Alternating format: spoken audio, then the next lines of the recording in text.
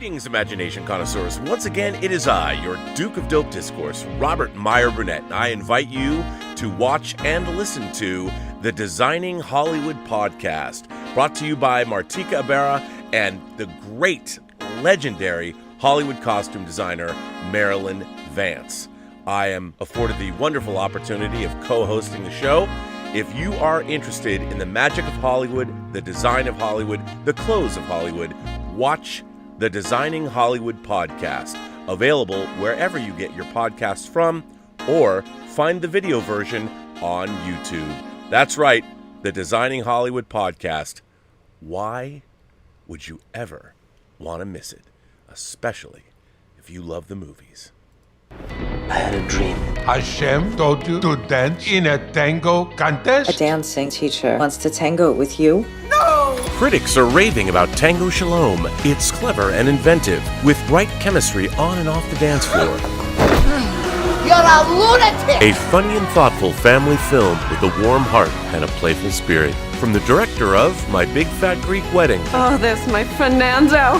Tango Shalom. In select theaters now. Robservations with Robert Meyer Burnett.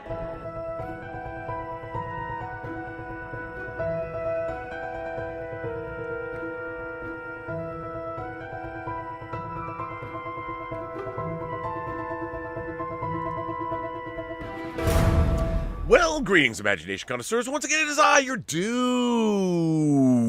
of Dope Discourse, your master of fun and wonder, your viceroy of verisimilitude, your evangelist of the imagination, and, of course, your existential Mr. Rogers. That's right, me,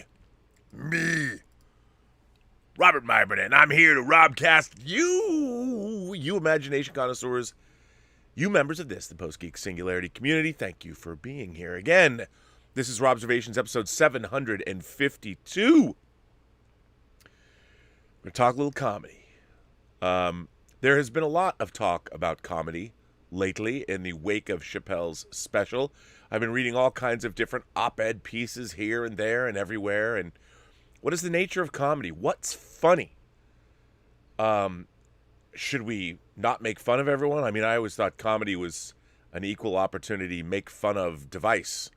The whole thing about good comedy is we make fun of all of us because there are truths that we know in our lives and we can wink knowingly at them. Now, then the question remains, well, Rob, if you're going to make fun of people, do you do it in a nice way or a fun way? I mean, do you really go for the jugular? Or do you do it in such a way where they're not offended? I think that when it comes to being offensive, I think it depends why you're being offensive. I mean, the thing about, like, you always see people of different groups. They make fun of one another. I mean, I think that whatever your social group is, however small it gets, I mean, what do people do? They rib one another. And how close do you get to that jugular before you snap a main vein and blood spills everywhere? I'll tell you a story. I've told this story before, but I'm going to tell it again. So, of course, you know I made a movie called Free Enterprise, and it was playing at different film festivals. And in 1999, we went to Dallas, Texas, where Free Enterprise was playing as part of the USA Film Festival. And after the movie, we actually had to put us in a bigger theater because we'd sold out tickets, and it was in high demand, which was nice. After the movie was over and we were getting up on stage to do our Q&A, a woman came down the aisle and she started screaming at me that Free Enterprise was the most offensive movie she'd ever seen in her life. And at first I was really perplexed by this. So I'm like, this movie, I mean, sure, the characters were misogynistic and misanthropic, and the character of Mark that Eric McCormack played was outright, he was an asshole. But he was supposed to be that way, and hopefully he learned something during the course of the movie, and at the end of the film you see him soften up a bit. But he certainly does not treat the women in his life well. You see a succession of women in his life, and his approach was, shall we say, direct, and also he was a dick. And there's a scene in the movie where the characters are driving in a car, and they're talking about buying Rosemary's Baby on Laserdisc. Now, for those of you, if you've never seen Rosemary's Baby, I would say, well, why not? I guess now people would say, well, because it was Roman Polanski who directed it. Well, you know, he directed it, let's put it this way, before he did anything wrong. Maybe you can take solace in that, but it's one of my favorite films, certainly one of my favorite horror films. It's also one of my favorite movies of all time. Now, in 1998, when we actually made the film, we're all big Woody Allen fans, and Woody Allen had been accused, of course, we've heard it over and over and over again, but he had been accused of abusing Dylan Farrow, but he had been exonerated by 2 different states, and they investigated it thoroughly, and if you look at where the case was at, then it was very different how it was perceived then as it was perceived now. I'm only putting that out there because I need to give you all some context, because context is king when you're discussing these things. In the movie, when they're discussing Rosemary's Baby, obviously the characters in the film were staunch Woody Allen supporters, as were we as filmmakers. Eric McCormack's character says this line on camera. He says, "I love that movie. Rosemary Woodhouse," Mia Farrow's character, "Rosemary Woodhouse raped by the devil. She had it coming after what the bitch put Woody through." That was a line of dialogue. Definitely incendiary, certainly mean-spirited, and it was written and performed to make the audience go, because it has multiple levels of offense in it. But for those of you who don't know what happens in Rosemary's Baby, a lovely young married couple, John Cassavetes and Mia Farrow, the Woodhouses. In the film, the Woodhouses come across, unbeknownst to them, a witch's coven. And in the film, Guy Woodhouse, played by John Cassavetes, agrees, after being propositioned by Roman Castevet, the leader of the coven, the warlock, if you will, to allow his wife to become the vessel to bring forth the son of the devil himself. And in the film, there is a scene where it's a surreal scene. You wonder, is it happening or is it not happening, where this witch's coven, including Guy Woodhouse, including John Cassavetes, watches as Satan himself, and it's pretty monstrous, comes up and has his way, rapes a drugged Mia Farrow in the film. It's a scene in the movie. And when Eric McCormack says Rosemary Woodhouse raped by the devil, he's speaking about a scene that's actually in the film. So that's there, and it always gets a very nervous laugh from people. Now I don't know. I haven't seen it play with an audience of today, so I haven't watched the movie with a group of people in quite some time. So I'm sure that line would play a little differently now, especially with the Mia Farrow angle. But at the time, it didn't. I mean, the film is full of all kinds of misogynistic statements that the characters make. But the woman in the theater was very upset that we would dare make fun of the crime of rape. And that's what I realized she objected to. And I obviously I don't know anything about her background. I was involved in a pretty horrific case when I was in high school, helping somebody out who was in a horribly abusive situation.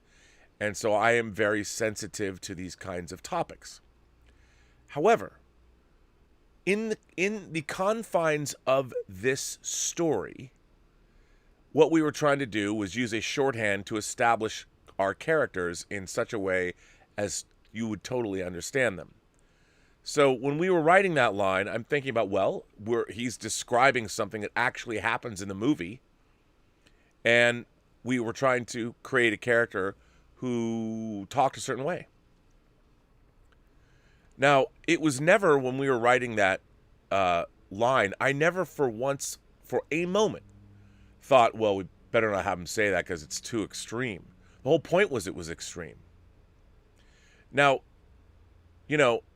whenever I've watched films, say a horror movie, and people get murdered in horror films, are people that have actually had friends and family members murdered in real life, are they, I mean, some people choose not to watch horror films, but does that mean we should never depict in a horror movie anybody getting murdered?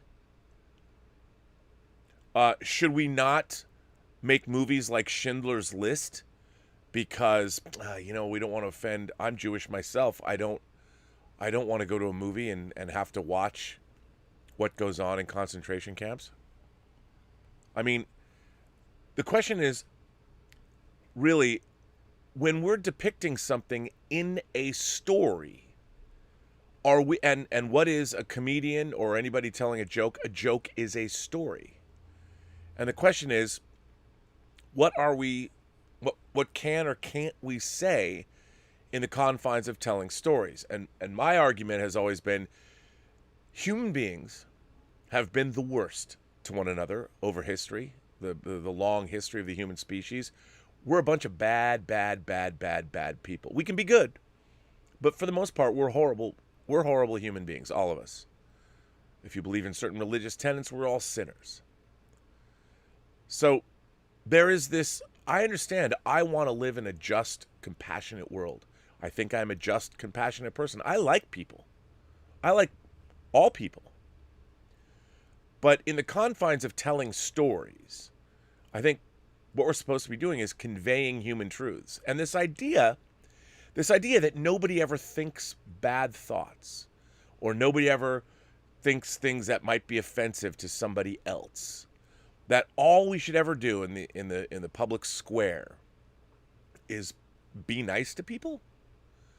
Now look, I would like to think about civilization being conducted on the up and up, and that people are in fact nice to one another.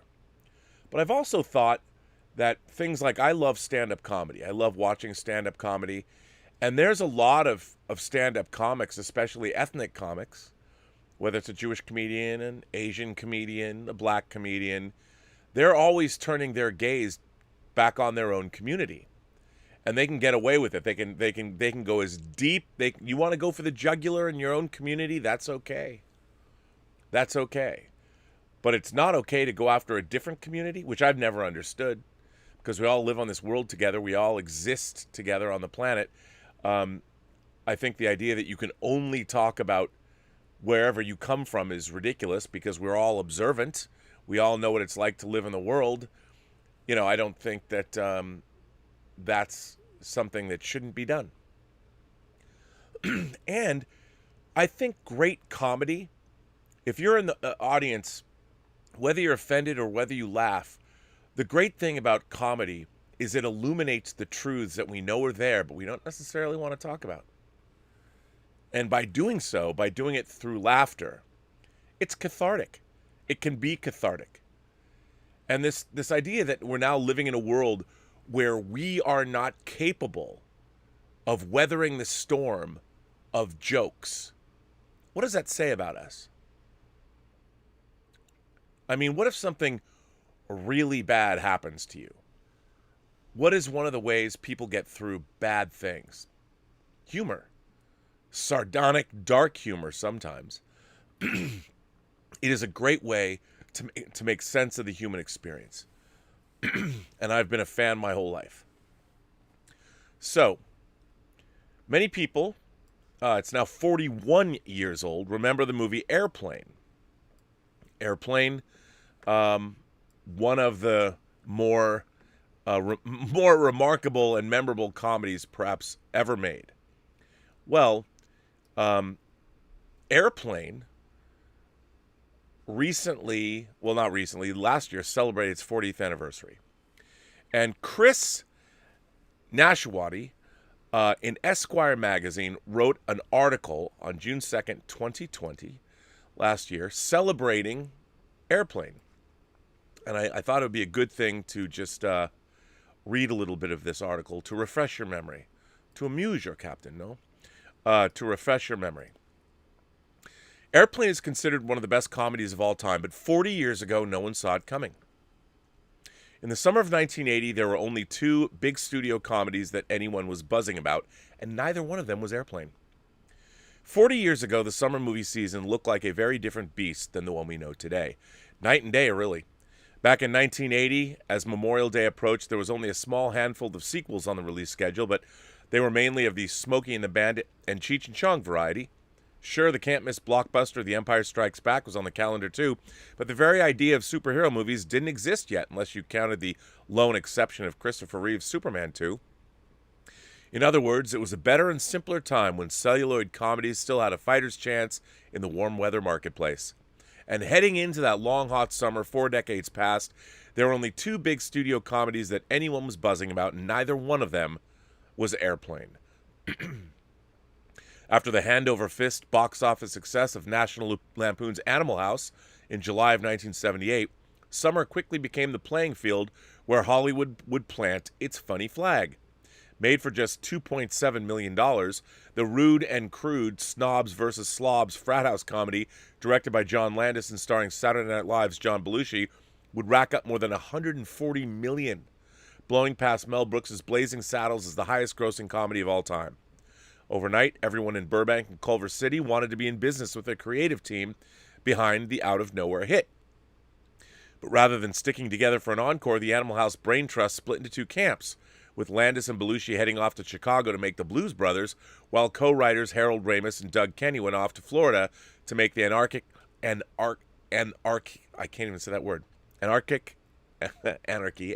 country club satire Caddyshack. During their chaotic productions, the 2 films were competitive about everything from which of the 2 would come out on top of the box office to which cast and crew could hoover up more cocaine. Unbeknownst to either of them, there was a 3rd comedy lined up to come out in the summer of 1980, an absurdly tiny and just plain absurd barrage of slapstick from Paramount that was flying under everyone's radar. Airplane grew out of the childhood friendship between 3 men named David Zucker, Jim Abrams, and Jerry Zucker, a creative team later rechristened Zaz after the initials of their names. In 1971, while attending the University of Wisconsin in Madison, the trio had created a sketch comedy troupe called the Kentucky Fried Theater. They were also obsessed with old movies, the cheesier the better, often getting together to watch them with the sound off as they ad-libbed their own nonsensical dialogue, sort of like a prototype of Mystery Science Theater 3000.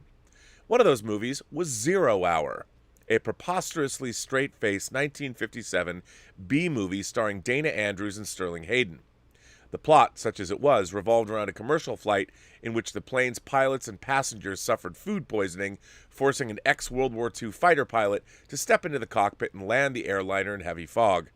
Immediately, they realized that the idea was ripe for parody. However, before Abrams and Zucker brothers would turn 0 Hour into both the blueprint and scaffolding for Airplane, they needed some hands-on experience in the movie business. So in 1977, they wrote and produced an independently financed buckshot collection of off-kilter sophomoric gags and drive-by film parodies called The Kentucky Fried Movie. Since none of them had any clue to direct, they turned to 26-year-old high school dropout John Landis, whose only credit behind the camera had been a $60,000 cheapie about a guy in a gorilla suit appropriately titled Schlock. The Kentucky Fried Movie hasn't aged particularly well. Too many people have since executed the idea far better. Still, its collection of throw-everything-at-the-wall gags and film-within-a-film spoofs, a faux chopsaki epic called A Fistful of Yen, for example, would become the model for their follow-up, a film they were determined to control and direct themselves this time around. Abrams and the Zuckers holed up and watched and rewatched 0 Hour until their eyes glazed over. They would pause their VCRs after each scene and then translate it to their absurdist patois, giving it what would become their signature topspin. Not surprisingly, when they were finished with their Airplane screenplay, no one in Hollywood was interested. That is, until Michael Eisner, the head of Paramount, read it. He saw potential, and with a bargain basement $3.5 million price tag, he also saw little downside. He decided to roll the dice. God bless you, because that would never happen in Hollywood today. The Zaz boys knew that if the film was going to work, they needed to fill its cast with non-comic actors, performers who could deliver absurd one-liners with deadpan conviction and no winking toward the audience. The humor lived and died by the disconnect between these two extremes, not to mention its bottomless quiver of verbal and visual puns. The first name on their list was Robert Stack, who would play Captain Rex Kramer. Stack, who'd played Elliot Ness on the TV version of The Untouchables from 1959 to 63, seemed to understand what the filmmakers were up to, and he was tickled by it. But he also wanted to know who else would be in the picture before committing. Although the part had been written for David Letterman, Robert Hayes would ultimately beat out Bruce Jenner for the lead role of the psychologically scarred combat pilot Ted Stryker. Meanwhile, Julie Haggerty edged out Sigourney Weaver and future Cheers star Shelley Long as Stryker's stewardess Flame Elaine. Shortly thereafter, in rapid succession, the stone-faced veteran troika of Lloyd Bridges, Leslie Nielsen, and Peter Graves all signed on too, with more reservations than others. According to Jerry Zucker, when Graves first read the script, he threw it in the trash, thinking that his pilot character, Captain Over, who asks a young boy whether he's ever seen a grown man naked and if he likes gladiator films, came off like a pedophile. Eventually, his wife and daughter made him see the light. For the first-time directors, their only instruction to the cast before they yelled action was, pretend you don't know you're in a comedy. Leslie Nielsen, who had landed the role of Dr. Rumack only after both Vincent Price and Dragnet's Jack Webb passed, had been trolling in relative obscurity since the early 50s in TV westerns and crime shows. More than anyone, he took to the Zaz process like a natural. He would later reteam with the filmmakers for Police Squad and the Naked Gun movies. But according to Abrams and the Zuckers, Nielsen had always had a goofier side that was never given the opportunity to come out on screen. In fact, for years, Nielsen had carried around a pocket-sized whoopee cushion, which he would deploy in crowded elevators. His co-star Robert Hayes would say that Nielsen played that thing like a maestro, delivering a line like, "Don't call me Shirley," with hilarious seriousness, came easier to him than anyone would ever know. But now let's return to that summer 40 years ago. After going weeks over schedule and soaring millions over budget, thanks in part to John Belushi's spiraling cocaine habit, Universal's eagerly awaited The Blues Brothers finally opened on June 20th. The reviews were lukewarm. Beloved as it may be now for some, at the time it quickly became clear to both the studio and Landis that their film would not be another Animal House.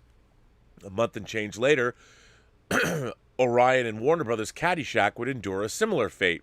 Harsh reviews, underwhelming box office, disappointed financiers.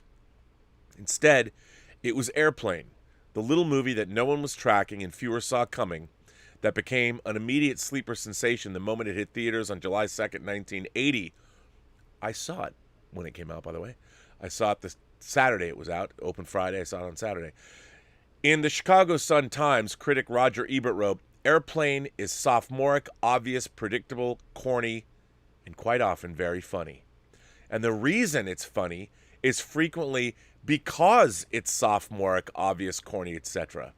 And even the relatively August New York Times saw the slapstick light, with critic Janet Maslin weighing in. As a remedy for the bloated self-importance of too many other efforts, it's just what the doctor ordered. She omitted whether that doctor was in fact Leslie Nielsen's Dr. Rumack, or whether he'd ordered the steak or the fish. Airplane would earn back its modest $3.5 million budget in its first 5 days of wide release. As the summer of 1980 went on, it snowballed into a word-of-mouth hit, eventually pulling in $83 million domestically and ultimately becoming the fourth highest-grossing movie of the year, behind only The Empire Strikes Back, 9 to 5, and the Richard Pryor, Gene Wilder ex-con caper Stir Crazy. It also became the unlikeliest of awards contenders. Not with the Oscars, maybe, but the Writers Guild of America would give Abrams and the Zucker brothers its Best Adapted Comedy honor. Why adapted? Well, the Zaz Boys had lifted so much from Zero Hour down to the exclamation point in its title that even the most original movie of the year couldn't lay claim to complete originality. 40 years later, Airplane now resides in some very classy company on the Library of Congress Film Registry. Something that shouldn't come as too much of a surprise to anyone who can quote large stretches of the film's indelible dialogue. It also manages to hold up amazingly well, certainly a lot better than most comedies from the Carter and Reagan era. The reason for that longevity may be because, aside from still being ridiculously funny, it's the rare Hollywood comedy that doesn't rely on quickly dated pop culture references for humor. It's both of its time and of no time. More than anything, it's a satire of a certain style of acting, a wooden earnestness that will always come with a bullseye pinned on its back. After all, as long as there are actors, whether they're A-list stars or bit players who take themselves too seriously, puncturing and deflating them will never go out of style. Like Airplane itself, it's timeless. That's from Chris Nashawati. That was in Esquire magazine on June 2nd, 1980. Now, if you haven't seen Airplane, what's wrong with you? And I'll tell you one of the things that I love the most about Airplane. Anyone who had ever come to Los Angeles at that time, and you were at LAX, there were these voices that would say you are parked in the wrong. There's no parking in the loading zone. There is no parking in the loading zone. And then there was female voices as well. These are pre-recorded voices that were there. And everyone who ever went to LAX, and I'd been to Los Angeles a few times by then, even though I was 13 years old when Airplane came out. But in Airplane, they got those voices. They got the same voices in the movie. So there's people parking and pulling up, and it's almost in the background where they had these voices. And I thought this was so genius when the two pre-recorded voices start yelling at each other. And it's like they're a bickering married couple. And they start, the recorded voices start yelling at each other. And the woman's like, "You and I know what this is about. You want me to have an abortion." I mean, it's, even now I think about it, I'm like, that was so absurdist, but it was so genius at the same time. And this is just, the film is, half the jokes don't land, half land. They just come so fast and furious. If you've ever seen Airplane, I mean, they even have Kareem Abdul-Jabbar, in the movie, and he's the co-pilot of the plane. And there's a scene where this kid is looking at him. He's visiting the cockpit, and he looks over and he goes, "Hey, aren't you Kareem Abdul-Jabbar? My dad says you don't try except during the playoffs." And then Kareem Abdul-Jabbar breaks character and, of course, becomes Kareem Abdul-Jabbar, grabs the kid by the throat, like, "Hey, kid, you try dragging Walton up and down the court for 50 minutes. I mean, it's just, there's so much brilliant stuff in Airplane, and there's a lot of, I would call it, body humor that would not play today very well. And I would ask anybody, why wouldn't it play? It's still pretty fun. Yeah, there's a lot of really edgy humor in there, like the article points out. Peter Graves is always asking this kid, "Do you like movies about gladiators?" I mean, the insinuation, obviously we all know what they're talking about, but joking about these things, maybe not so good. Anyway, the Zaz brothers went on to make a sequel with William Shatner. They went on and made, of course, a wonderful film that stars Val Kilmer called Top Secret. And then they went on to make the Naked Gun films and the Police Squad TV series.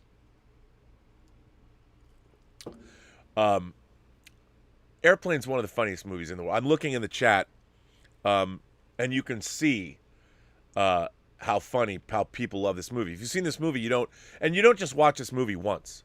You watch it over and over and over again. And every time I revisit the film, it's very, very funny. And Rhett Proctor says there's the little girl. I mean, there's like a 9-year-old girl, and she's drinking her coffee, and she says, "I like my coffee black, like my men." She's like 9, talking about BBC, and that's not going to fly today. No one's gonna do that. But at the time, it's really funny. Well, anyway, one of the Zuckers wrote an article in the New York Post talking about comedy, and I wanted to share it. It's kind of long, but I want to talk about it. It's all about cancel culture, Twitter, all that stuff. And he wrote this from David Zucker. This was published on October 15th. Airplane creator slams joy-killing threat. The Twitter 9%. Last year marked the 40th anniversary of the release of Airplane, the comedy I wrote and directed with my brother Jerry and our friend Jim Abrams. Just before the world shut down, Paramount held a screening at the Egyptian Theater in Hollywood, followed by a Q&A in which an audience member asked a question we never used to receive. Could you make Airplane today? My response? Oh, of course we could, just without the jokes. Although people tell me that they love Airplane and it seems to be included on just about every top 5 movie comedy list, there was talk at Paramount of withholding the re-release over feared backlash for scenes that today would be deemed insensitive. I'm referring to scenes like the one in which 2 black characters speak entirely in a jive dialect so unintelligible that it has to be subtitled. I've lost count of the number of people who've said to me, "You couldn't do that scene today." And I beg to differ. I think the people who love that scene the most are probably black audiences. And when Mrs. Cleaver says, "Don't worry, I speak jive," and interprets, it's very funny. But I always wonder, why not? Half the gags in that joke were aimed at white people, given that the translation for shit is golly. And the whole gag is topped off by the whitest lady on the planet, the actress who plays the mom on Leave It to Beaver, translating. The bit was even-handed because we made fun of both points of view. No one ended up being offended by that scene, and all audiences loved it. They still do. But in today's market, if I pitched a studio executive a comedy in which a white lady has to translate the speech of black people, in which an 8-year-old girl says, "I like my coffee black like my men," or an airline pilot makes sexual suggestions to a little boy, "Billy, have you ever been to a Turkish prison?" I'd be told in studioese, "That's just fantastically great. We'll call you." By contrast, in 1979, Michael Eisner, then the president of Paramount, didn't feel that he had to censor, take apart, or micromanage the jokes in the Airplane script, even the ones he didn't understand. Eisner somehow knew that comedy requires a certain amount of recklessness, and that comedy writers and directors need to experiment until they hit that perfect note where a joke can illuminate uncomfortable subjects by giving us permission to laugh at them. Today, we're faced with social and political pressures that are tearing our country and our families apart. Not that I couldn't do without some family members anyway, but the point is, we live in the most outrageous period in our recent history, when the need for humor is greatest, and yet we seem to be losing our ability to laugh at ourselves and our world. Humor happens when you go against what's expected and surprise people with something they're not anticipating, like the New York Jets winning a game. But to find this surprise funny, people have to be willing to suppress the literal interpretations of jokes. In Airplane, Lloyd Bridges' character tries to quit smoking, drinking, amphetamines, and sniffing glue. If his addictions were to be taken literally, there would be no laughs. Many of today's studio executives seem to believe that audiences can no longer look past the literal interpretations of jokes. Fear of backlash rather than the desire to entertain seems to be the driving force in their choices. I admit that their fear of audience retaliation is not unwarranted. There is a very vocal, though I believe small, percentage of the population that can't differentiate between glue-sniffing jokes and a glue-sniffing drug problem. It is these people whom studio executives fear when they think twice about re-releasing Airplane on its 40th anniversary, when they put disclaimers in front of Blazing Saddles, or when they pressure writers to remove jokes that are otherwise perfectly offensive. As a result of these fear-based decisions, some of the best contemporary comedy minds are abandoning laughter in favor of admittedly brilliant but serious projects such as Joker, directed by Todd Phillips, and Chernobyl, written by Craig Mazin. These men collaborated on 2 of the Hangover pictures, which struck gold at the box office. Phillips summed up the general plight of the comedy writer when he said, "It's hard to argue with 30 million people on Twitter. You just can't do it. So you just go, I'm out." Some people look at the mass exodus of comedy writers and proclaim that comedy must be dead. This is not true. Comedy is not dead. It's scared. And when something is scared, it goes into hiding.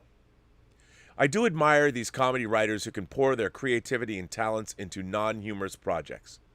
Unlike my peers who can channel their rage into more socially acceptable psychological projects, I have no marketable skills aside from crafting jokes. I am a perpetually frustrated person who's annoyed and bored by the dullness that everyone seems to tolerate so easily. I have a rage against mildness, against playing it safe, against political correctness. Jokes are my defense against normalcy, and as a comedy writer, if I'm not teetering on the edge of offending someone, I'm not doing my job. Because I know that people get themselves stuck in a rut when they take things too seriously. On the other hand, when we're willing to lean into comedy, it has the power to shake us out of our complacency. The fact that my movies are apparently loved, referenced, and quoted by so many people after all these decades tells me that maybe I'm not the only one who enjoys shaking things up. I think maybe secretly we're all a little bored by our lives. Without boredom and anger, would there even be comedy? I also have a hard time censoring or toning down my jokes. They're equally tasteless, whether I'm telling them to a theater filled with hundreds of people or to my own kids in the privacy of our home. About 5 years ago, I was driving my 13-year-old daughter, Sarah, and 3 of her girlfriends back from the mall as they whispered about boys and giggled in the back seat, oblivious to the fact that I was right there hearing every word. I finally had enough. "Let me tell you something about boys," I interrupted. They fell silent, listening for words of wisdom. "Boys are only interested in your brains," I said. "You have to remind them that you have a body, too." They giggled all the way home, after which one of the girls asked Sarah, "Did your dad really mean to say that?" Sarah nodded. She was used to it. Today's parents might be appalled to hear someone talk with their kids the way I do. I don't censor jokes even for my own children, because I know that comedy is supposed to be risky. As my alter ego Frank Drebin famously said, you take a risk getting out of bed in the morning, crossing the street, or sticking your face in a fan. The truth is, I don't fully understand why there's a problem with making a joke that gets a laugh from an audience, even if it is mildly offensive. Why cater to the minority who are outraged when most people still have a desire to laugh? Is there a way to determine what exact number of America's population is killing joy for everyone? Since I can't seem to find one, let's go with Philip's estimation of 30 million people on Twitter, which computes to roughly 9% of America's population. In all fairness, 9%ers are not a new segment of society. They've always lived among us. The difference now is that social media amplifies the voices of even the smallest subgroups, while the anonymity of the internet removes all consequences. This means that today's 9%ers can hide behind screens and social media handles as they attack any person on the internet whose jokes offend them. The 9%ers of 40 years ago had to think twice about what they were sharing publicly, because at the end of the day they had to sign their names to their reactions. Without this accountability, it's all too easy for today's 9%ers to attack and shame comedy writers into giving up on the genre. Comedy cannot thrive in a state of fear. For me, as for many comedians, the need to get laughs is greater than the risk of getting hurt. This doesn't mean that funny people have a higher tolerance for pain or that they aren't affected by what others say about them. On the contrary, people in comedy spend much of their time beating themselves up over the jokes that they didn't land or were taken seriously. In a profession where feeling exposed and vulnerable is part of the job, insecurity is an occupational hazard, like arthritis for guitar players or adultery for politicians. No wonder most comedians battle depression. To a comedy writer, nothing is more important, more terrifying, more dangerous than the desire to make audiences laugh. We throw banana peels and sometimes even grenades in front of ourselves because there's no greater pleasure than hearing a room full of people set aside their differences and laugh together. When gatekeepers who have the ability to fund, make, and champion comedy projects start to cater to those 9%ers, we find ourselves in a world where comedy is censored. 9%ers are empowered, and the 91% of the population that gets the joke feels reluctant to laugh. The root of the problem is a loss of trust. Comedy is ultimately about trust. Without trust, audiences begin to question the intentions behind every joke. They take jokes literally, and they use their collective voices to bully comedians and pressure studios into taking any comedic risk. We are in a comedy emergency. If we continue on this path, no first responders will be able to help us. Humor will be reduced to 5-second anonymous memes on the internet, and movie comedy will be reduced to pablum. Oh wait, that's where we are now. Comedy needs to come out of hiding, so that by the time Airplane turns 50, there will be contemporary comedies to rival it. But how? Well, being a typical angry comedy guy, my immediate instinct is to kill the 9%ers one by one. More practically, though, we can weaponize our sense of humor and laugh so hard that we shake awake the soul of our country and realize that we are all one human race, united in laughter. Of course, I don't really believe that. It's just easier to kill him. David Zucker is a writer and director. So there you go. Now, I've already seen a bunch of reactions to this article online. There was a conversation on my own Twitter feed today. And it was like, don't punch down. You know, why do you have to make jokes at the expense of other people? All jokes are at the expense of other people. That's the beauty of them. I mean, I would say that what is a joke if not making fun of the folly of human existence? You know, and we're all taking ourselves way too seriously. I don't know if it's because people today aren't used to personal criticism. When I was growing up, I grew up in a Jewish household where, you know, we cracked on each other. My dad cracked on me all the time.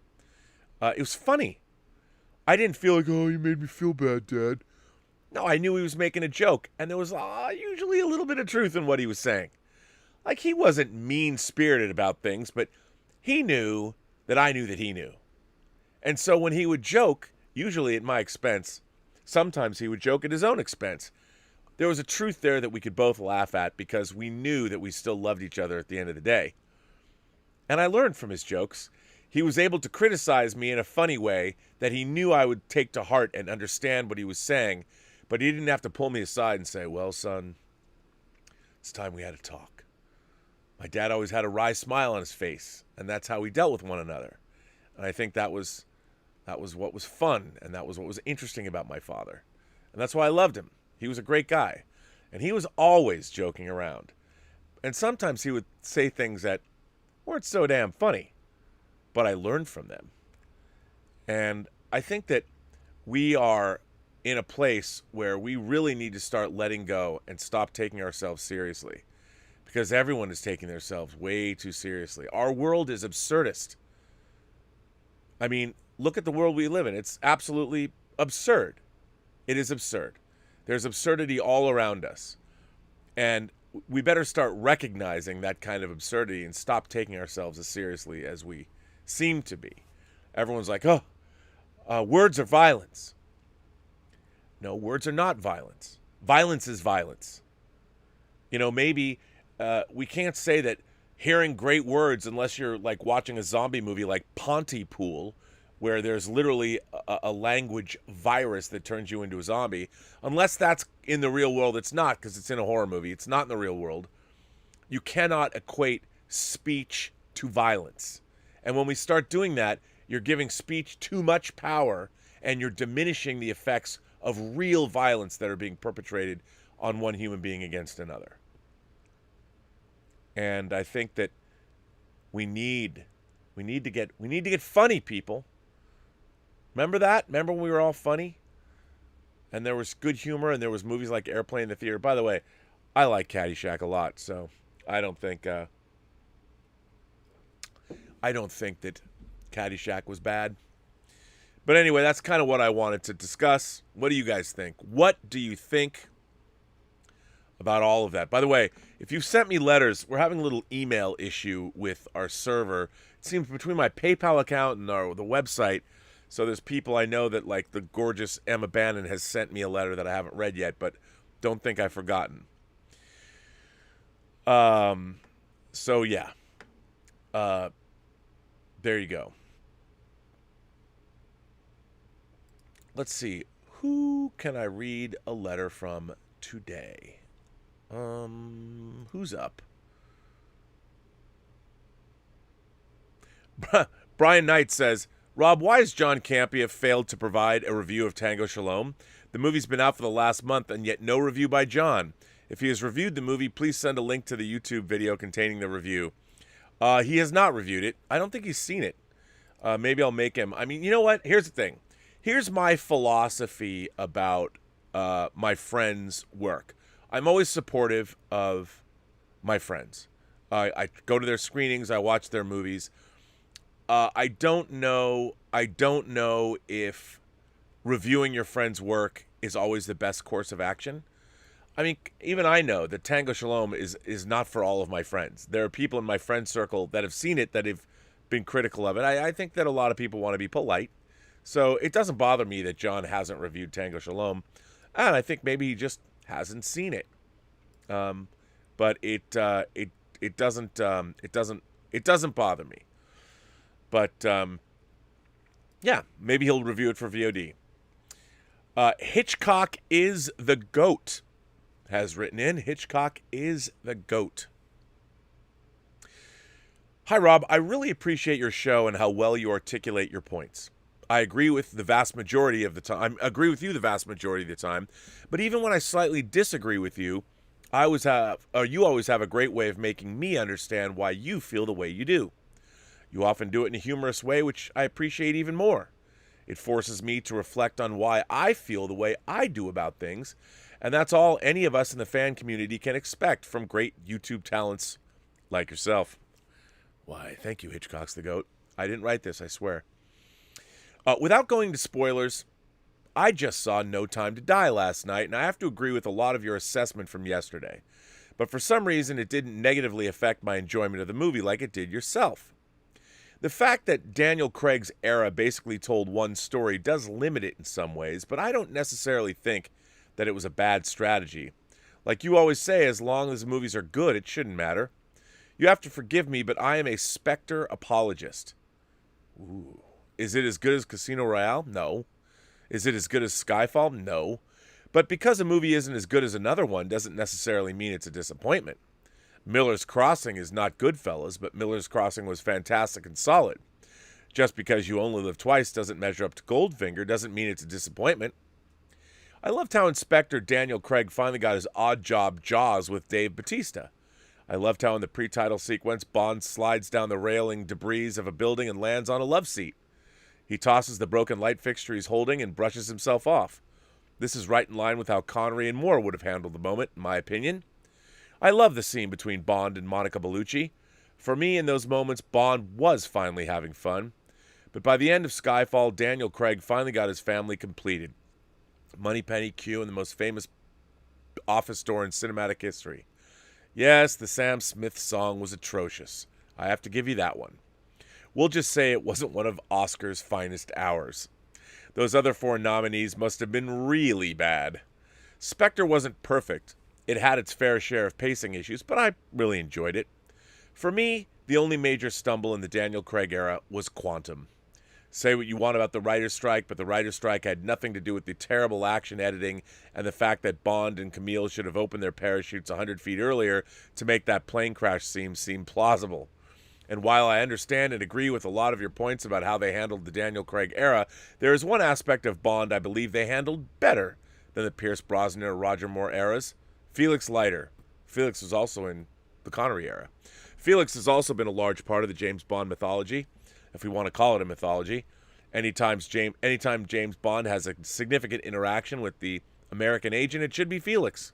Sean Connery had him in 5 out of his 7 movies. Timothy Dalton had him in both of his movies, but the Roger Moore era ditched him after the first one. And for some inexplicable reason, Pierce Brosnan never had him, and the fact that Joe Don Baker played an American agent in GoldenEye named Jack Wade was both insulting to the fans who understand the Felix relationship and blasphemous to the franchise itself. Hell, just one film earlier, Bond risked his whole career for Felix because Felix was his brother. So I guess what I'm saying, Rob, is that every era has their faults. Perhaps you're right, and the fault of the Daniel Craig era is the way they told one story over 5 times. But at least Daniel Craig era had Felix in 3 of the 5 films, and he drove an Aston Martin. What the hell was Pierce Brosnan doing in a BMW? And I know Lotus is a British car, but come on, Roger. Laugh out loud. I did love how it went underwater, though. I believe the main fault of the Sean Connery era was that he left one movie too soon. If he would have went straight through the 60s and ended his reign with On Her Majesty's Secret Service, it is my humble opinion that nobody would be talking about Goldfinger as Connery's best Bond. It's as if Sean Connery falling in love with If it's Sean Connery falling in love with Diana Rigg, if it's Sean Connery going up against Telly Savalas, my favorite Blofeld, if it's Sean Connery holding his dead wife in his arms with tears in his eyes as the credits starts rolling, I mean, come on, man. I agree. In hindsight, I like George Lazenby, and I think he got a raw deal as far as public opinion, but Sean Connery with that script and that ending just might have been worthy of an Oscar nomination. Instead, he returns for what, in my opinion, is the worst Bond movie ever, with Diamonds Are Forever. Yes, I said it. A View to a Kill was terrible, but I'll take Christopher Walken any day over that obscene interpretation of Blofeld in Diamonds Are Forever. I love your channel, Rob. Keep up the great work, and stay safe. I will sign off by saying that Connery is my favorite Bond, and also by giving you my report card of the Daniel Craig era and my top 5 Bonds. The Daniel Craig era. Casino Royale gets an A+, Quantum of Solace gets a C, Skyfall gets an A, Spectre gets the B, and No Time to Die gets another B. And Hitchcock is the GOAT's top 5 Bond films in order of release. Ooh. Thunderball, On Her Majesty's Secret Service, The Spy Who Loved Me, License to Kill, and Casino Royale. Oh my God, a License to Kill apologist. I understand. You know, I think you and I are pretty simpatico, Hitchcock, over this list. I can't stand License to Kill. I think the movie looks cheap. It was predominantly shot in Mexico. There's not enough globetrotting, and Miami Vice was doing it better on a weekly basis on TV. But I know why they did it. I mean, I understand it. Once again, Bond was following a trend. Miami Vice was hugely popular, and they went that one. They went that way.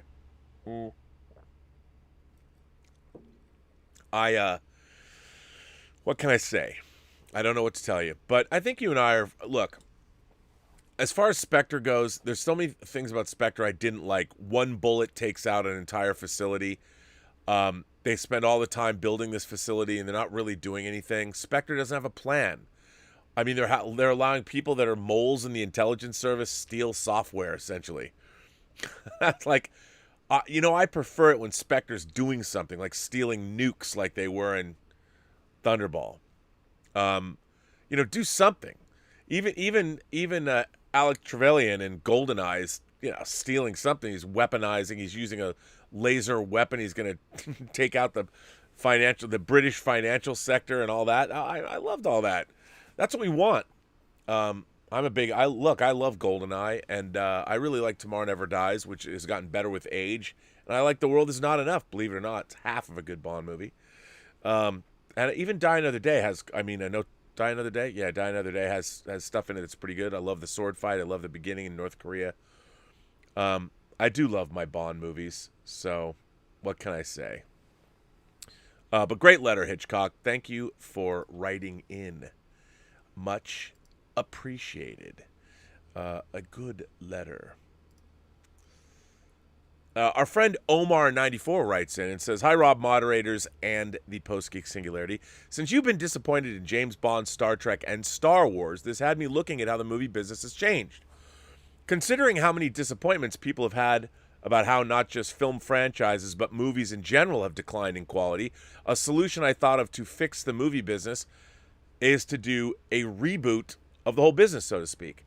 What I mean is, what the industry is now doing should be thrown out so there can be a fresh new start and solely focus on making sure good stories are told, regardless of special effects and big names being involved both in front of and behind the camera. Jeffrey Katzenberg might have made some questionable choices recently with Quibi. You got that right. I'm sorry Quibi's not around to make fun of. But he did have an idea of what was wrong with the industry earlier in his career. In 1991, he wrote a memo, I remember this well, which expressed his disappointment on what the industry became. He mentioned how big-name casts and directors and special effects were not that important, but it was important to go back to the roots and focus on good stories being well executed. Seeing how you and others expressed their disappointment in how movies are turning out now, maybe a fresh start with what Katzenberg had in mind could fix the industry. Thanks, and live long and prosper." Well, Omar, a good letter, and you're right. I remember that letter, that I guess it was a treatise, a missive. Katzenberg, I think they published it in Premiere Magazine, I think. So, yeah, I mean, look, to me, what's happened to the movie business is it became more and more corporatized. So the way movies are made the same way as any widget in any whatever movies are manufacturing. It's no longer thought of as the arts or some kind of necessarily creative industry. It's a manufacturing business. And from a corporate standpoint, they can't quantify, even though they would love to, on a spreadsheet. If they could quantify, well, here's our spreadsheet. We have to have a film with all these different elements. The problem is, while that could help work, maybe make a better product, how do you make those elements? We should make this movie relatable, and we should make this movie more inclusive or more diverse. And I would say, I'll tell you something, I would say that kind of thinking, it doesn't tell you how to do that. It just tells you what you're supposed to do. And then theoretically, they're basing who should get hired by what you're only hired by your last job, or the one person who's working from his gut in Hollywood right now is in fact Kevin Feige. His hires, if you think about whether it's the Russo brothers, whether it's Chloe Zhao, whether it's Taika Waititi, all the people that he's brought in who have brought him great success for the most part, he had a feeling. He's going with his gut. No other studio head in Hollywood would hire the people to direct their tentpoles. James Gunn being given $150 million to do Guardians of the Galaxy after making Super and after making Slither. Are you kidding me? The only person who would do that's Kevin Feige, because Kevin Feige, as a fan and somebody that worked his way up through production, working for Richard Donner first with Jeff Johns or whatever, 25 years ago, he saw how these things get made and what he can recognize immediately. This person's going to be a good director. I understand. And not a lot of people can do that. And he's also fearless. The movie business is working out of fear. Everyone's trying to second guess everything. Everybody, because there's too much money involved now. Another problem with the film business is all the movies that come from studios cost $150 million. That's why Jason Blum is creating his little empire over at Universal. I mean, Halloween Kills, if it really did cost $26 million, I think it probably costs a little less than that, roars out with $50 million its opening weekend. I mean, Jason Blum knows what's up too. But even Jason Blum said, I'm not going to make Whiplash. A movie that won J.K. Simmons an Academy Award for his best acting. Jason Blum's like, nah, that movie didn't make any money. I'd never do another Whiplash. Understood. But I would say, Jason, it's cool that in your repertoire or your quiver of movies that you've made, you can shoot one out into the world that's like Whiplash, that becomes something that you can look at proudly. I know, but whenever it's brought up, he's like, I'd never make that movie again. Why don't you be proud that it won J.K. Simmons an Academy Award, that if it wasn't for you, it wouldn't have gotten made? That's what I would say. But I know everyone wants money. But Jason Blum, you've been doing well. You've been doing well on the money tip. So, yeah, I mean, but you're right, Omar. It's just the way the business is working. I mean, look, everyone now, if you read on the trades today or you read in Deadline today about Squid Game, if you all haven't watched Squid Game, it's amazing. Is it perfect? No. Are there some plot holes? Yeah, occasionally, but that's not really what it's about. The fact is, Squid Game is one of the more exciting, unexpected things that I've seen in a long time. You could go back and go, well, it has elements that go all the way back to the most dangerous game.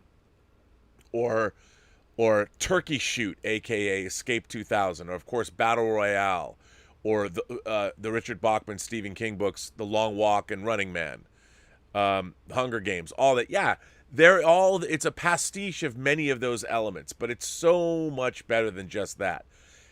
Wildly original. Now everyone's going to try and copy that, but it took them almost 15 years to get Squid Game made, the writer, and it costs, I think Netflix put in $21 million into it, and now they're saying that it might be responsible for over $900 million in revenue. I mean, if true, that's astonishing. Why is that astonishing? Because that movie was made outside of Hollywood, or the all 9 episodes of the show. Hollywood would have never made that, because the people in Hollywood don't know. They read and go, what the hell is this? And yet, because no one in Hollywood ever got rich following trends. You only get rich setting trends. Squid Game is a trendsetter. Just like Queen's Gambit was a trendsetter, or The Crown was a trendsetter. and that's what you need. But how do you do that? How do you do that unless you know? You have to know. You have to be gutsy. Got to go, I know what's going to be good. A lot of people don't know what's going to be good. I would say this. Gabe Bologna, who directed Tango Shalom, Gabe Bologna has written an incredible script that I want to produce with him, just like we did with Tango Shalom. He has the rights to William Faulkner's Pulitzer Prize-winning novel, A Fable. He wrote an incredible script for it. People are telling us, well, you can't make this. Well, one day, somebody's going to come along and say, you should make this. I know that we should make this. It's the movie Stanley Kubrick wanted to make. Couldn't get the rights, so he made Paths of Glory instead. Now, is it a tough sell? Probably. But it's a surreal horror movie set during World War I. But it's based on it's an IP, Pulitzer Prize-winning book, A Fable. Check it out. The script exists. If you want to get it, contact John Levin. He'll get it for you. So, anyway, we'll see. Maybe we'll get it made. We need somebody gutsy who has some foresight. And we'll look at Tango Shalom and go, yeah, those guys can make this. But we can. Because we know how. So, anyway. Don't know if it'll happen. Let's see what's going on with you all in the chat. Willow Yang says, I know that you've worked on making Tango Shalom for several years. Which stage of filmmaking took the longest time?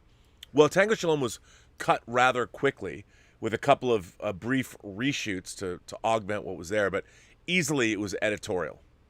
The editorial time, I mean, I worked on it on and off for 4 years, cutting the movie whenever we had time, but it just took a long time. And I'll tell you, having the luxury of time when we weren't under the gun, normally when you're working for a studio, after you wrap, from the time that you wrap shooting, you have 10 weeks.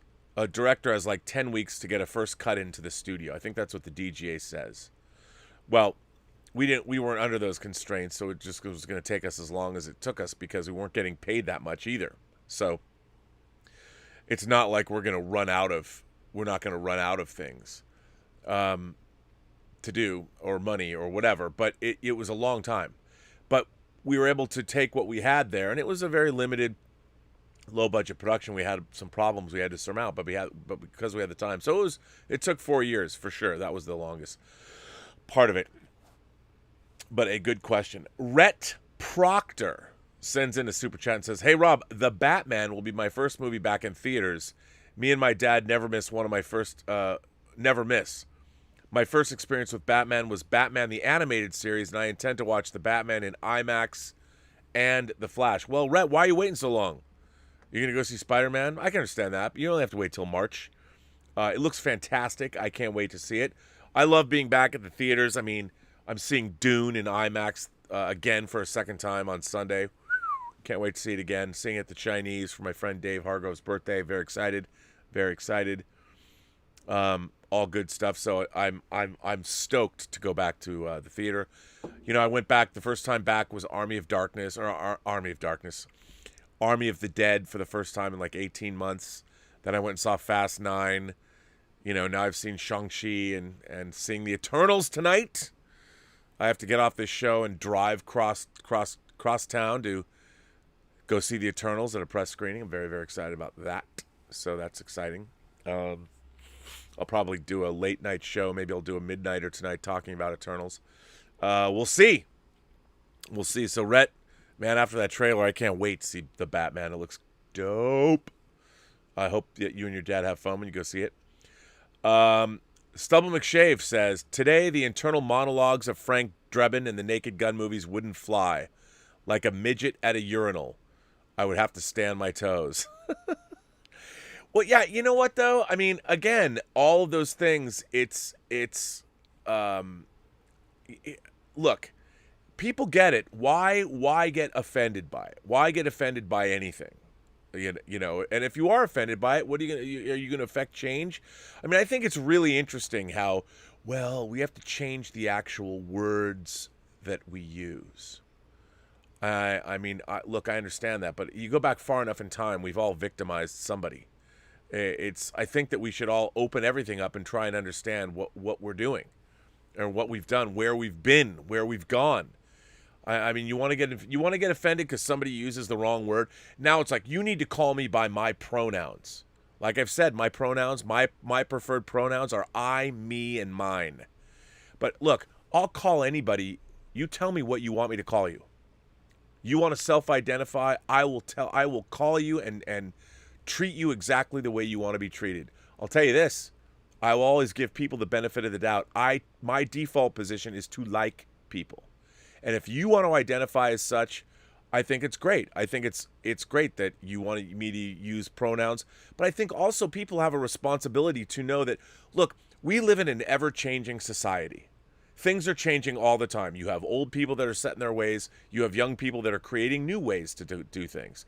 But if somebody makes a slip up and doesn't call you by your preferred pronoun because that's not part of their normal experience, they have to train themselves to learn to talk to you and use your pronouns rather than jump all over them. I think it's our responsibility in society to understand, like, okay, you know, why people's pronouns, they want to use plurals or something. I don't get it. Why not make up a new word? You know, but either way, I'll call you what you want to be called. I'll treat you the way you want to be treated. But I think that you can't expect all of civilization to change on a dime. Human civilization is like a gigantic ocean liner. And when it has to change course, it takes a long time to turn. And we have to allow for that. And everybody wants everything now. I want everything the way it wants to be. I want it right now. Well, you have to wait. Society takes a long time to change. And sometimes it happens faster. Like, I never thought gay marriage would be a law of the land. Same-sex marriage would happen very quickly. And the transition was relatively seamless. And now no one really cares. All anybody really cares about is, are you together with somebody that you love? Is your family, does it strengthen you? Do you have a great family? I'd say great. Who cares who's married? Okay, I mean, I understand we come from, again, you got to change the perception. But I think we now live in a world where people understand. I know in my own life, I had somebody very, very close to me, how it was then involved in a same-sex marriage, and it's not a marriage, but a same-sex partnership until their partner passed away. And I was very supportive of it. I'm like, great. You know, I had so many LGBTQ friends, it didn't bother me. My whole point was that, are you happy? And I think that's what it really comes down to. I mean, we should be able to, are you happy? We have such a small, fleeting amount of time on this planet.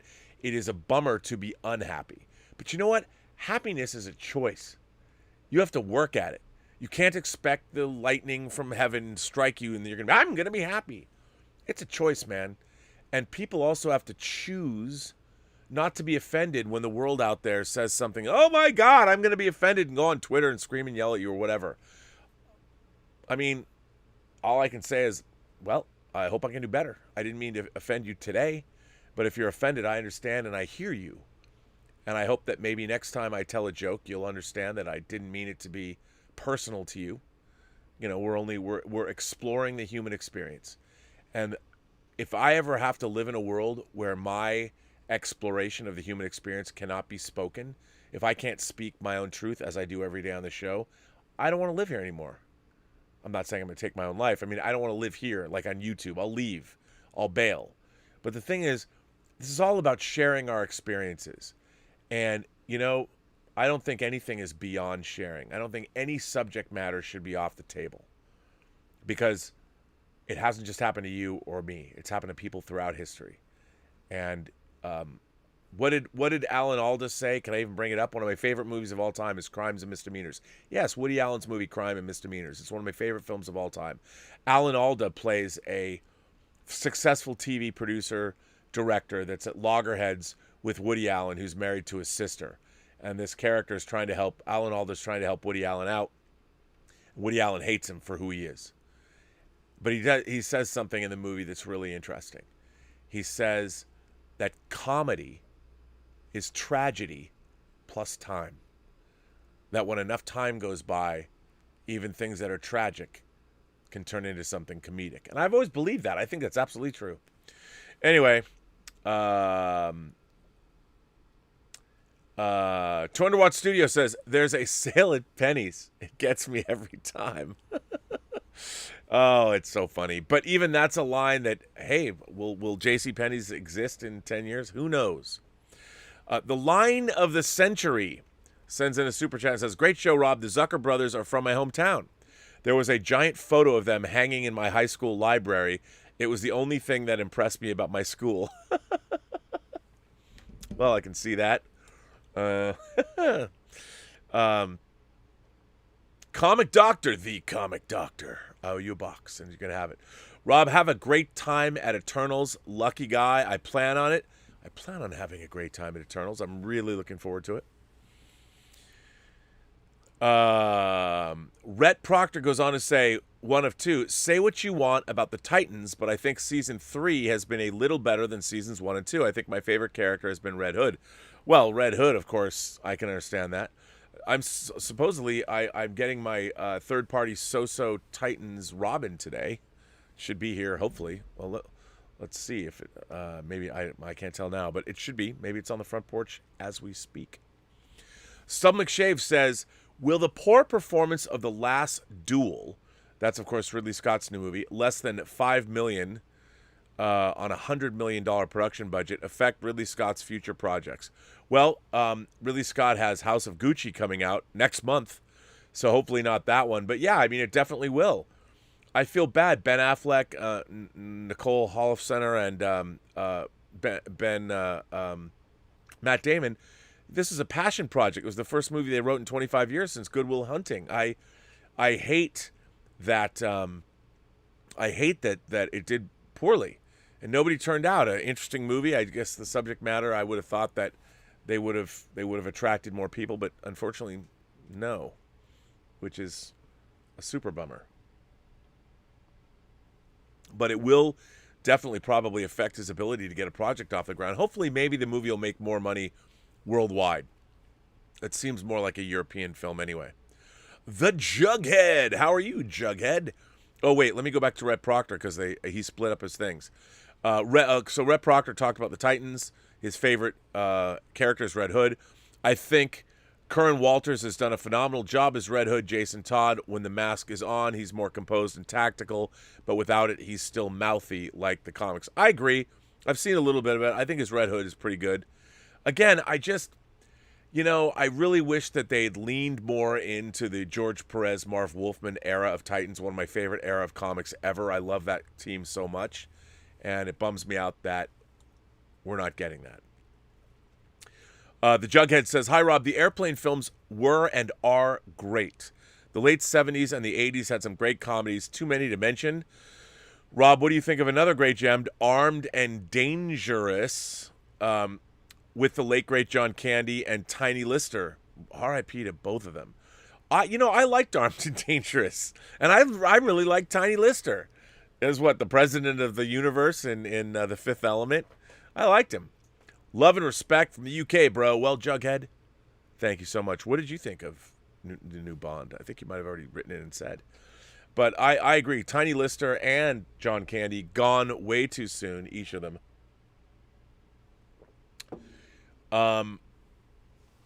Kevin sends in a super chat and says, wish me luck, Rob. I'm going to see No Time to Die tonight. As long as it's better than Spectre, I'm happy. Well, some people have called No Time to Die Spectre 2. I don't know what to say about that, but I will leave you to decide. Jeff Dyer sends in a super chat. Thank you, Jeff. Mark O'Brien sends in a super chat and says, hi, Rob. Just bought The Exorcist Blu-ray. Haven't seen it in years. I take it the original's the best to watch, not the director's cut. There's a couple things in the director's cut, like the spider walk sequence, and then there's a bit of stuff at the end, and there's some interchanges with Damien Karras exchanges. I prefer the theatrical cut. I think the theatrical cut, like a few other movies, is a near perfect movie. The spider walk sequence kind of usually it takes me out of it. The verisimilitude's not quite there. But yeah, if you're gonna watch Exorcist, did you get the new Blu-ray? It's a pretty great transfer. It looks great, so I would say yes. I would get it. I would watch the. You did get it. You just said you got it. I would watch the. I'd watch the theatrical. Yes, that's what I would watch. Well, listen, everyone. That brings me so far to the end of this show. I'm going to cut it short, a little bit short, because I've got to travel. I have to traipse across L.A. to go from Pasadena to Century City. But I always love Century City because that's where To Live and Die in L.A. opens. And that's where they shot Conquest of the Planet of the Apes. So any chance to go to Century City is a good one. Ape City was Century City in that mall. I don't know if many people know that anymore, but it's true. Ape shall not kill ape. But I'm going to see Eternals with Mr. Campia to a press screening. I hope that those 2 end tags are in our press screening. I've heard there have been people that didn't get the end tags. That would bum me out. I'm still trying to solve this PayPal problem. They've obliterated my PayPal account after 10 years. Gone. Terms of service violation. I can't believe it. It's like I use PayPal every day. It's very inconvenient, and I'm like, why you got to do that to me? Is this a function of the modern age? I didn't even do anything wrong. Try and figure it out. We'll see. Anyway, I want to thank everybody for supporting the channel via Super Chats and tips. You're all very generous people, and I appreciate it. I want to thank you for writing letters. I know we've got a bunch of letters that still haven't been read, but if you have sent me a letter in the last week, don't worry, I will get to it. I've got a great letter from Willow Yang, but I saw in the chat that she couldn't be here because of work.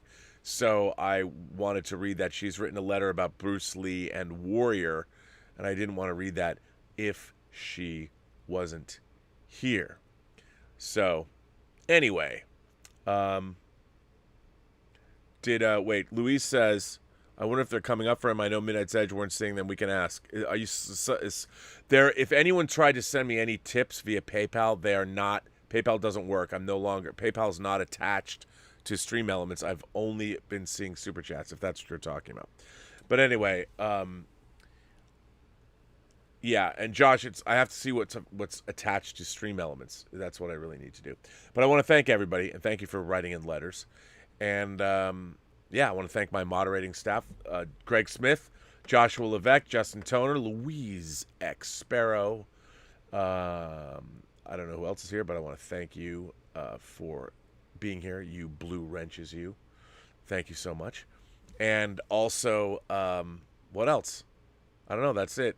Tomorrow, of course, we've got I believe we're fully articulated. We did Hot Toys last week. And then Robservations will be back. And I'll be on the Campy show tomorrow, which has been moved back to 10 o'clock in the morning, which is great. And I'm sure I'll have a lot to say about the Eternals after tonight. And on that note, every person you meet has a story to tell that you have yet to hear. And all you have to do is listen. There's a lot of people, too, like Tom Jr. Jackson, who says he's been a member of the channel for a year. I want to thank everybody for who are members of the channel. Remember, we have a members chat coming up this weekend beginning at 11 a.m. on Saturday. So for those of you who are members, we are going to have a chat, and it's always fun seeing all of you. It's going to be great. We'll probably go long. We'll have fun. And there you go. So thanks to everyone who has been a member of the channel and continues to be so.